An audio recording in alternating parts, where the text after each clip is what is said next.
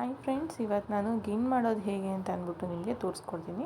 ಇದಕ್ಕೆ ಬೇಕಾಗಿರೋ items 1 litre ಗಿಣ್ಣು ಹಾಲು, 1 ಕಪ್ ಬೆಲ್ಲ, ಸ್ವಲ್ಪ ಹುರಿದಿರೋ ಕಡಲೆ ಬೀಜ, ಸ್ವಲ್ಪ ಚಿರೋಟಿ ರವೆ, ನೆನೆಸಿರೋ ಅವಲಕ್ಕಿ ಮತ್ತು ಅರ್ಧ ಕಪ್ ತೆಂಗಿನ ತುರಿ. ಮೊದಲು ದಪ್ಪ ತಳ ಇರೋ ಪಾತ್ರೆಗೆ ಹಾಲು ಹಾಕಿ ಕುದಿಯೋದಕ್ಕೆ ಇಡಬೇಕು.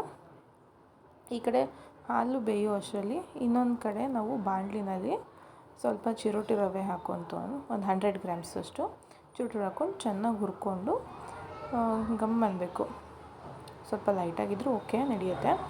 ಆಮೇಲೆ ಕಡಲೆ ಬೀಜನ ಹುರ್ಕೊಂಡು ಅದರ ಸಿಪ್ಪೆ ತೆಗೆದುಬಿಟ್ಟು ಸ್ವಲ್ಪ ಸೈಡಾಗಿ ಎತ್ತಿಟ್ಕೋಬೇಕು. ಇದು ಎತ್ತಿಟ್ಕೊಳ್ಳೋ ಅಷ್ಟರಲ್ಲಿ ಇಲ್ಲಿ ನಾವು ಹಾಲು ಕುದಿಯೋಕೆ ಇಟ್ಟಿದ್ವಲ್ಲ, ಅದು ಚೆನ್ನಾಗಿ ಕಾದಿರುತ್ತೆ. ಆ ಕಾದಿರೋದು ಕುದಿ ಬರೋಕ್ಕೆ ಸ್ಟಾರ್ಟ್ ಆಗಿರುತ್ತೆ. ಉಪ್ಪು ಬರೋದಕ್ಕೆ ಆ ಸಣ್ಣ ಲೋ ಫ್ಲೇಮಲ್ಲಿ ಇಟ್ಬಿಟ್ಟು ಚೆನ್ನಾಗಿ ತಿರುಗಿಸ್ಕೋಬೇಕು. ನೋಡಿ, ಈ ಥರ ಉಪ್ಪು ಬರ್ತಿದ್ದಂಗೆ ನಾವು ಸಣ್ಣ ಮಾಡಿಕೊಂಡು ಚೆನ್ನಾಗಿ ತಿರುಗಿಸ್ಕೋಬೇಕು. ಅದು ಅರ್ಧ ಲೀಟ್ರ್ ಇರೋದು ಒಂದು ಸ್ವಲ್ಪ ನೀರೆಲ್ಲ ಹಿಂಗಬೇಕು. ಇದಕ್ಕೆ ನಾವು ಯಾವುದೇ ರೀತಿ ನೀರು ಹಾಕಬಾರ್ದು. ಹಾಲಿಗೆ ಅದು ಹೇಗಿರುತ್ತೋ ಹಾಗೇ ಇರಬೇಕು. ನಾವು ಇದಕ್ಕೆ ನೀರು ಹಾಕಬಾರ್ದು. ಸ್ವಲ್ಪ ನೀರು ಇಂಬ್ರೋ ಥರ ನಾವು ಈ ಥರ ತಿರುಗಿಸ್ತಾ ಇತ್ತು ಅಂತಂದರೆ ಒಂದು 5 ನಿಮಿಷ ಲೋ ಫ್ಲೇಮಲ್ಲಿ ಚೆನ್ನಾಗಿ ಬೇಯಿಸಿದ್ರೆ ಇದು ಆಟೋಮೆಟಿಕ್ಕಾಗಿ ಕರಗುತ್ತೆ. ಅದಾದಮೇಲೆ ಇದಕ್ಕೆ 1 ಕಪ್ಪು ಬೆಲ್ಲ ಹಾಕ್ಕೊಂಡು ಅದು ಕರಗೋವರೆಗೂ ಚೆನ್ನಾಗಿ ಕರಗಿಸ್ಕೋಬೇಕು. ನಾನಿಲ್ಲಿ ಅರ್ಧ ಕೆ ಜಿಗೆ 1 ಲೀಟ್ರಿಗೆ ಒಂದು 1/4 ಕೆ ಜಿಗಿಂತ ಸ್ವಲ್ಪ ಜಾಸ್ತಿ ಅರ್ಧ ಕೆ ಜಿಗಿಂತ ಕಮ್ಮಿ ಬೆಲ್ಲ ತೊಗೊಂಡಿದ್ದೀನಿ. ನೋಡಿ, ಬೆಲ್ಲ ಕರಗಿದೆಯಲ್ವ ಅಂತ ನೋಡಿದೆ. ಕರಗ್ತಿದ್ದಂಗೆ ಸ್ವಲ್ಪ ಕಲರ್ ಚೇಂಜ್ ಆಗ್ತಿದೆ, ಇನ್ನೂ ಕರಗಿಲ್ಲ. ಸೊ ತಿರುಗಿಸ್ತಾ ಇರಬೇಕು. ಸೊ ಇದು ಕಲರ್ ಚೇಂಜ್ ಆಗ್ತಿದೆ ನೋಡಿ, ಬೆಲ್ಲ ಕರಗ್ತಿದ್ದಷ್ಟು ಚೇಂಜ್ ಆಗುತ್ತೆ. ನೋಡಿ, ಈಗ ಆಲ್ಮೋಸ್ಟ್ ಅಲ್ಲೂ ಬೆಲ್ಲ ಕರಗಿದೆ. ನಾನು ಅದನ್ನು ತಿರುಗಿಸ್ಕೊಂಡಿದ್ದೀನಿ. ನೋಡಿ, ಫುಲ್ ಕರಗಿದ್ಮೇಲೆ ಈ ಥರ ಆಗುತ್ತೆ. ಇದಕ್ಕೆ ನಾನು ನೆನೆಸಿರೋ ಅಂಥ ಅವಲಕ್ಕಿ ಹಾಕ್ಕೊಂಡಿದ್ದೀನಿ.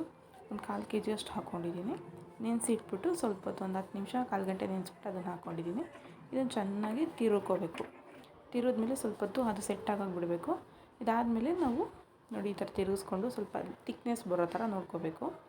ತಿಕ್ನೆಸ್ ಬಂದಿದೆ ಅಂತ ಅಂದಮೇಲೆ ಗೊತ್ತಾದಮೇಲೆ ಇದಕ್ಕೆ ನಾವು ರವೆ ಸ್ವಲ್ಪ ಹುರಿದಿಟ್ಕೊಂಡಿದ್ದು ಆ ರವೆನ ಹಾಕಿ ಚೆನ್ನಾಗಿ ಮಿಕ್ಸ್ ಮಾಡಬೇಕು. ಇದು ಮಿಕ್ಸ್ ಮಾಡ್ತಿದ್ದಂಗೆ ನಮ್ಗೆ ಆಲ್ಮೋಸ್ಟ್ ಅಲ್ಲಿ ಆ ನೀರೇನಿದೆ ಅಂಶ ಎಲ್ಲ ಇಟ್ಕೊಂಡು ನಾರ್ಮಲ್ ಉಪ್ಪಿಟ್ಟು ಹಾಕಿದಾಗ ಯಾವ ರೀತಿ ತಿಕ್ನೆಸ್ ಬರುತ್ತೆ ಅದೇ ರೀತಿ ತಿಕ್ನೆಸ್ ಬರೋದಕ್ಕೆ ಸ್ಟಾರ್ಟ್ ಆಗ್ತಾ ಹೋಗುತ್ತೆ. ಸೊ ನೋಡಿ, ಆಲ್ರೆಡಿ ತಿಕ್ನೆಸ್ ಬಂದಿದೆ. ಸೊ ಇದಾದಮೇಲೆ ನಾವು ಅರ್ಧ ಹೋಳು ಕಾಯಿ ತುರಿನ ಇದಕ್ಕೆ ತುರ್ಕೊಂಡು ಹಾಕ್ತಾಯಿದ್ದೀನಿ.